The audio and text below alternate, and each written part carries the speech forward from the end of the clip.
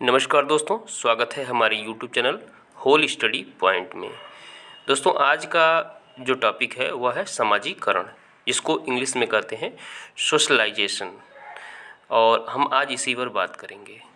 इसके पहले जो है फर्स्ट वीडियो में इसकी जो पहली वीडियो आपको प्रोवाइड करा दी गई है, जिसमें आपको सामाजिकरण के कॉन्सेप्ट को बताया गया है, समाजीकरण की जो मीनिंग है उसको बताई गई है, और समाजीकरण के जो डिफिनेशंस हैं उसको बताया गया है।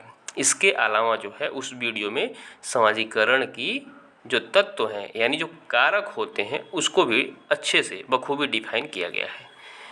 तो यदि आपने उसको नहीं देखा है तो नीचे डिस्क्रिप्शन बॉक्स में लिंक दे दिया गया है, वहाँ से आप विजिट करके इजीली पहले समाजीकरण के कॉन्सेप्ट को भली भांति समझ लीजिए। आज हम इस वीडियो में सीखेंगे और जानेंगे कि समाजीकरण की क्या विशेषताएं होती हैं और समाजीकरण के उद्देश्य कौन कौन से होते हैं। और एक बात और मैं बता दूं यहाँ पे दोस्तों, जो समाजीकरण टॉपिक है यह बीए के सिलेबस में, एमए के सिलेबस में, बीएड के सिलेबस में और एमएड के सिलेबस में बहुत ही महत्वपूर्ण माना जाता है, जहाँ से आपको क्वेश्चंस पुटअप किए जाते हैं। और इसके अलावा जो डीएलएड के स्टूडेंट्स हैं उनके लिए भी यह वीडियो बहुत ही महत्वपूर्ण है। तो आप जो है पूरे वीडियो देखिएगा और समाजीकरण की जो विशेषताएं हैं उसको हम बखूबी और अच्छे से समझाए हैं, और देखिए उस उद्देश्य को भी इस वीडियो के अंतर्गत हम लोग जानेंगे। तो आइए जानते हैं समाजीकरण की को क्या क्या विशेषताएं होती हैं, उसको जो है हेडिंग वाइज जो है समझा जाएगा। देखिए दोस्तों, समाजीकरण की विशेषताएं, और समाजीकरण की जो है विशेषताओं के अंतर्गत हम हेडिंग वाइज समझेंगे। जैसा कि मैंने बताया आपको, तो समाजीकरण की निम्नलिखित विशेषताएं होती हैं। कौन कौन सी? पहली विशेषता होती है समाजीकरण सीखने की प्रक्रिया है। यह समाजीकरण की पहली विशेषता है। दोस्तों, आप जो है इसको याद कर लीजिए कि समाजीकरण क्या है। समाजीकरण जो है एक लर्निंग प्रोसेस है, यानी सीखने की प्रक्रिया है। और इसके अंतर्गत हम क्या जानेंगे? देखिए, जो समाजीकरण जो है सीखने की प्रक्रिया है।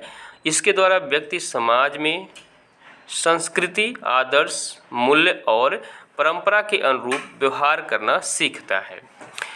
चलना, बोलना, खाना तथा कपड़ा पहनना, पढ़ना, लिखना आदि क्रियाएं व्यक्ति समाज में सीखता है। किंतु समाज में सभी प्रकार की क्रियाओं को सीखना समाजीकरण नहीं है। झूठ बोलना, चोरी करना, शराब पीना व अन्य नशा करना, जुआ व सट्टा खेलना, मिलावट व कालाबाजारी करना आदि आपराधिक प्रवृत्ति को बढ़ावा देने वाली क्रियाओं को सीखना समाजीकरण की प्रक्रिया में नहीं आता है। ये क्रियाएं सीखने की प्रक्रिया के नकारात्मक जो ये पक्ष माने गए हैं। तो इसके अंतर्गत जो दोस्तों जो है कौन कौन सी समाजीकरण की क्रियाएं नहीं होती हैं और कौन होती हैं, इसको जान लेना जरूरी है। देखिए जो है किंतु जो है, जैसे कि मैंने आपको बताया स्टार्टिंग में कि यह एक प्रक्रिया है, और जो व्यक्ति जो है समाज में कौन कौन सी चीज़ें, जो समाज की जो संस्कृति है, जो आदर्श हैं और जो मूल्य है यानी परंपरा है, वो अपने समाज से सीखता है। जैसे हिंदू समाज का जो है बच्चा हिंदू समाज की रीति रिवाज को भली भांति सोचता, समझता और उसको परखता है और अपने व्यवहार में ढाल लेता है। वहीं आपको एक मुस्लिम संप्रदाय का और सिख संप्रदाय का, ईसाई संप्रदाय का, वो अपने अपने हिसाब से जो है व्यवहार करना, और यहाँ तक कि जो पूजा पाठ होता है, रीति रिवाज होते हैं, संस्कृति जो होती है, वह अपनी समाज के द्वारा सीखते हैं, जो कि एक समाजीकरण की प्रक्रिया कहलाती है। किंतु दोस्तों जो है समाज में बहुत सी ऐसी प्रक्रियाएं होती हैं जो समाजीकरण की क्रिया में नहीं मानी जाती है। जैसा कि हमने बताया कि जो उसे नकारात्मक पक्ष माना जाता है समाजीकरण का, जैसे झूठ बोलना, चोरी करना, शराब पीना, ये जो क्रियाएं होती हैं यह समाजीकरण के अंतर्गत नहीं रखी जा सकती हैं। ठीक है, और ये जो है जो क्रियाएं सीखने की जो प्रक्रिया होती है उसका नकारात्मक पक्ष माना जाता है। ठीक है, तो आप जो है समाजीकरण की विशेषता में पहली विशेषता लिखेंगे, समाजीकरण क्या है? सीखने की प्रक्रिया है। नेक्स्ट देखेंगे हम लोग दूसरा जो विशेषता है वह है समाजीकरण एक निरंतर प्रक्रिया है। यानी कैसी प्रक्रिया है? निरंतर प्रक्रिया है। यह दूसरी विशेषता है समाजीकरण की। समाजीकरण की प्रक्रिया व्यक्ति के जन्म से लेकर मृत्यु पर्यंत चलती रहती है। व्यक्ति जीवन पर्यंत सीखता रहता है। तो तात्पर्य यह है दोस्तों, जब बच्चा जन्म लेता है और जन्म लेने से जब वह शैशवावस्था, बाल्यावस्था, किशोरावस्था और वृद्धावस्था, यानी जो ये एक मनुष्य के जो जीवन की जो अवस्थाएं हैं वह प्रत्येक अवस्था में उसके अवस्था के हिसाब से, अवस्था के अनुसार जो है क्रियाओं को सीखता है। यानी जीवन एक जो है सीखने वाली प्रक्रिया होती है और उसके अंतर्गत जो है ये समाजीकरण की बहुत सारी चीज़ें जो हैं जन्म से लेकर के मृत्यु तक व्यक्ति जो है अपने जीवन में सीखता है और यह एक ऐसी प्रक्रिया मानी, और यह समाजीकरण की एक निरंतर प्रक्रिया मानी जाती है। तो यह दूसरी विशेषता है। समाजीकरण क्या है? एक निरंतर प्रक्रिया है। दूसरी जो विशेषता है समाजीकरण की वह है अनुकरण से प्रभावित होना। तो देखिए दोस्तों, अनुकरण से प्रभावित होना यह दूसरी विशेषता है समाजीकरण की। समाजीकरण की प्रक्रिया में अनुकूलन का विशेष महत्व है। बालक अपने परिवार, पड़ोस, खेल के साथियों तथा अनेक दूसरे संगठनों जैसे कि विद्यालय हुआ, मंदिर हुआ और जो आपके ट्यूशन वाले संस्थान हैं और खेल के मैदान हैं, तो वह प्रत्यक्ष और अपरोक्ष रूप से, यानी अप्रत्यक्ष दोनों रूपों से दूसरे लोगों के व्यवहार का वह क्या करता है? अनुकरण करता है और इस प्रकार वे बहुत से सामाजिक व्यवहारों एवं गुणों को सीखता है जो समाजीकरण की प्रक्रिया को सरल बना देते हैं। तो क्या है तीसरी विशेषता? अनुकरण से प्रभावित। यह तीसरी विशेषता है समाजीकरण की। अब देखिए दोस्तों, चौथी जो विशेषता है वह आत्मसात की प्रक्रिया है। कैसी प्रक्रिया है दोस्तों? समाजीकरण जो है आत्मसात की प्रक्रिया है। समाजीकरण की प्रक्रिया के द्वारा एक व्यक्ति अपने समाज के सांस्कृतिक मूल्यों, प्रतिमानों तथा स्वीकृत व्यवहारों को आत्मसात करता है। यह सब उसके व्यक्तित्व के अंग बन जाते हैं।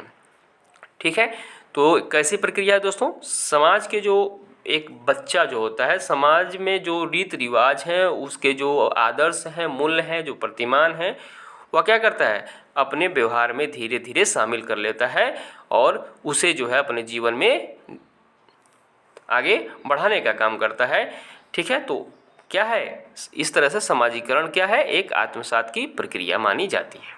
ठीक है, अब जो है हम देखेंगे पांचवी जो विशेषता है दोस्तों वह है समाजीकरण की प्रक्रिया सापेक्षिक होती है। कैसी होती है? सापेक्षिक होती है। जो समाजीकरण की जो प्रक्रिया है वह सापेक्षिक होती है। तो समाजीकरण की प्रक्रिया समय व स्थान के सापेक्ष होती है। प्राचीन काल में अभिवादन की रीति, क्रमबद्ध प्रणाम करना तथा चरण स्पर्श करना था, किंतु अब हाथ मिलाना, हेलो हाय के उच्चारण से स्वागत करना आधुनिकता का सूचक है। इसी प्रकार प्राचीन भारतीय समाज में पर्दा प्रथा का चलन नहीं था। विशेष रूप से मध्यकाल से उत्तर भारत में पर्दा प्रथा का प्रचलन हुआ, जो कमोवेश अभी भी विद्यमान है, जबकि दक्षिणी भारत में पर्दा प्रथा का प्रचलन नहीं है। तो कहने का तात्पर्य यह है दोस्तों, जो समाजीकरण की जो प्रक्रिया होती है समय और स्थान के अनुकूल होती है। प्राचीन काल में जो होती थी, जैसे गुरुकुल की प्रणाली थी, गुरुकुल में जो है एक शाश्वत दंडोत करते थे जो शिष्य होते थे, लेकिन आज की वर्तमान की जो परिस्थिति है वह एक टीचर को हेलो हाय और यानी गुड मॉर्निंग, गुड इवनिंग, ये सारी चीज़ें चल रही हैं जो कि आधुनिकता की सूचक मानी जा रही हैं। ठीक है, पहले जो क्या था, पर्दा प्रथा थी, लेकिन इस समय जो है ऐसी कोई चीज़ें नहीं हैं और बहुत कम बचा है कि जहाँ पे ये सारी चीज़ें हैं। ठीक है, तो ये जो समाजीकरण की जो प्रक्रिया है दोस्तों सापेक्षिक होती हैं, समय और स्थान के अनुसार होती हैं। ठीक है, अब हम लोग देखेंगे छठवां जो विशेषता है वह है जो 6 पॉइंट है उसका समाजीकरण की विशेषता में, वह है समाजीकरण में सांस्कृतिक तत्वों को आत्मसात किया जाता है। तो ये जो है आपकी समाजीकरण की छठी विशेषता है, तो इसको याद रख लेंगे। समाजीकरण में सांस्कृतिक तत्वों को आत्मसात किया जाता है। ठीक है, अब इसके बारे में हम डिटेल देख रहे हैं। देखिए दोस्तों, जो समाजीकरण के द्वारा व्यक्ति अपने समाज की भौतिक एवं अभौतिक संस्कृति के विभिन्न तत्वों को आत्मसात कर लेता है। किसी समाज के आदर्श, मूल्य, व्यवहार के प्रतिमान क्या होंगे का निर्धारण संस्कृति करती है। व्यक्ति समाजीकरण की प्रक्रिया द्वारा जाने अनजाने दोनों ही रूपों में अपनी संस्कृति को आत्मसात कर अपना व्यक्तित्व उसके अनुरूप ढालता है। तो ये जो है समाजीकरण की छठी विशेषता थी। सातवीं विशेषता है समाजीकरण की प्रक्रिया द्वारा संस्कृति का हस्तांतरण होता है। तो देखिए जो सातवीं विशेषता में क्या है, व्यक्ति अपनी संस्कृति मुख्यतः अपने परिवार से सीखता है तथा बड़े होने पर जो उसने सीखा है परिवार के नए सदस्यों को सिखाता है। इस प्रकार संस्कृति का हस्तांतरण जो है एक पीढ़ी से दूसरी पीढ़ी को होता है। जिस तरह से दोस्तों यह क्या कहलाता है, समाजीकरण जो प्रक्रिया होती है वो संस्कृति का हस्तांतरण होती है। इस तरह से मान लीजिए आपका जो है आपके मम्मी पापा आपको संस्कृति, आपके जो सभ्यता है, आपकी जो प्रतिमान है समाज के, उसको आपको बता दिया।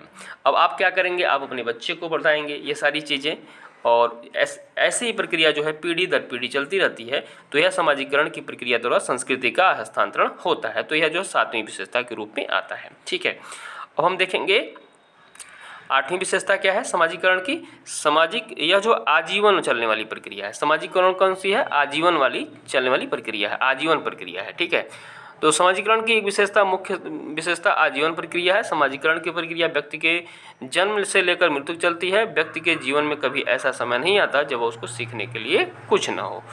ठीक है, जैसा कि ये फर्स्ट हेडिंग का ये दोबारा रिपीट हो गया दोस्तों, तो आप इसको काउंट ना करिएगा इसकी विशेषता में। तो देखिए अब जो है पॉइंट 9 देखिए, समाज का प्रकारात्मक सदस्य बनने की प्रक्रिया है। जो समाजीकरण है वह समाज का प्रकारात्मक सदस्य बनने की प्रक्रिया मानी जाती है। समाजीकरण जो होती है समाज की प्रकारात्मक सदस्य बनने की प्रक्रिया है। समाजीकरण की प्रक्रिया के द्वारा बालक सामाजिक कार्यों में भाग लेने योग्य बनता है।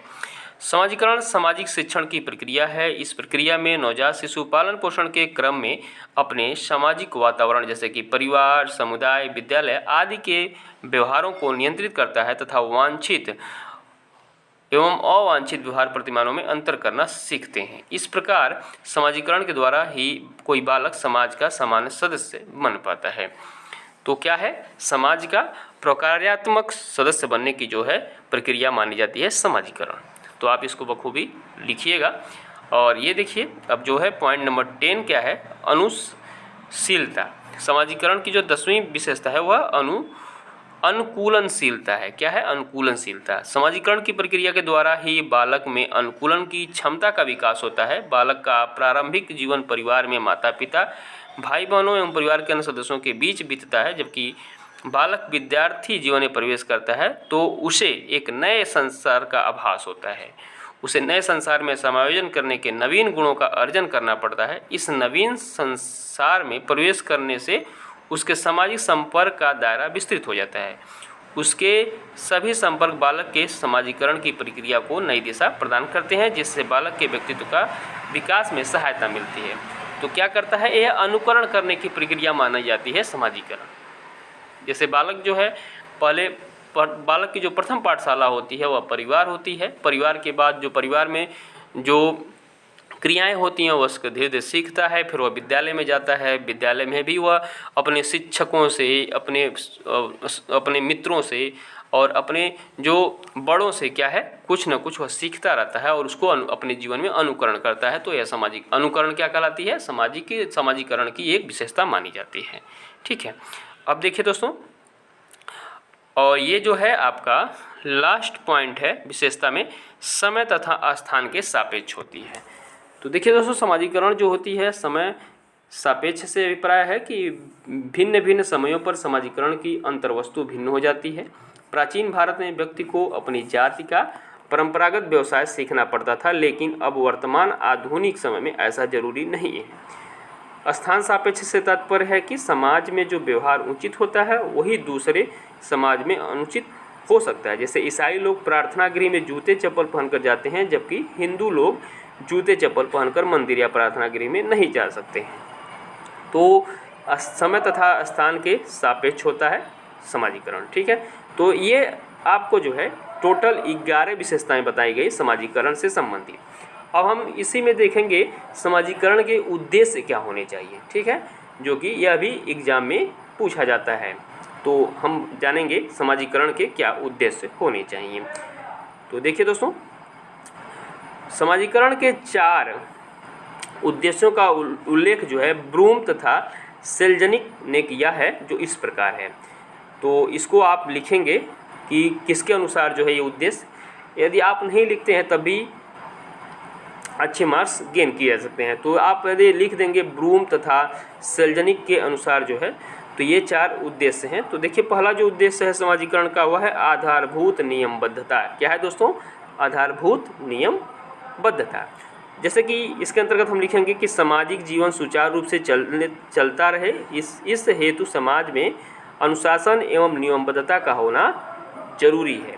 समाजीकरण का प्रमुख उद्देश्य व्यक्ति में अनुशासन तथा नियमबद्धता उत्पन्न करना है। तो आधारभूत नियमबद्धता के अंतर्गत जो है ये बातें लिखी जा सकती हैं कि अनुशासन और नियमबद्धता को जो होता है वह समाजीकरण का प्रमुख उद्देश्य माना जाता है। दूसरी जो उद्देश्य है, दूसरा जो है वह इच्छाओं की पूर्ति है। यानी जो समाजीकरण का जो दूसरा उद्देश्य है वह क्या है? इच्छाओं की पूर्ति है। जैसे कि समाजीकरण नियमबद्धता के अंतर्गत व्यक्ति की इच्छाओं की पूर्ति भी करता है। समाजीकरण में पुरस्कार स्वयं अपने आप इच्छाओं की पूर्ति करने में सहायक होता है। तो समाजीकरण का दूसरा उद्देश्य क्या हो जाएगा दोस्तों? समाजीकरण का दूसरा उद्देश्य हो जाएगा इच्छाओं की पूर्ति। तीसरा उद्देश्य है कि सामाजिक भूमिका का निर्वाह। क्या है दोस्तों? तीसरा जो उद्देश्य है ब्रूम तथा सेल्जनिक ने माना है कि समाजीकरण का उद्देश्य होना चाहिए सामाजिक भूमिका का निर्वाह करना। तो इसके अंतर्गत क्या लिखेंगे? देखिए तो व्यक्ति समाज में अनेक पद प्राप्त करता है तथा अनेक व्यक्तियों के संपर्क में आता है। प्रत्येक पद तथा व्यक्ति के संदर्भ में उसे विशिष्ट भूमिका का निर्वाह करने की अपेक्षा की जाती है। समाजीकरण के द्वारा वह भूमिका के निर्वाह करना सीखता है। तो यह जो है तीसरा उद्देश्य है, उसके अंतर्गत ये लिखना है। और चौथा जो उद्देश्य है दोस्तों, क्षमताओं का विकास करना।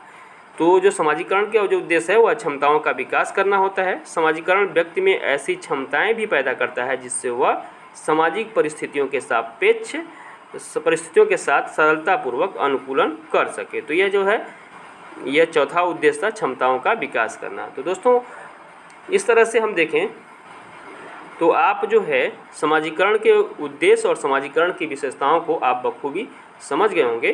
तो जो भी बातें ना समझ में आई हो कमेंट के माध्यम से आप हमें बताएं, और जो भी टॉपिक आपको चाहिए वह कमेंट के माध्यम से आप हमें अवगत कराएं। हम उसी से संबंधित आपको वीडियो प्रोवाइड कराते रहेंगे। ठीक है, मिलते हैं नेक्स्ट वीडियो में, तब तक के लिए नमस्कार, जय हिंद दोस्तों।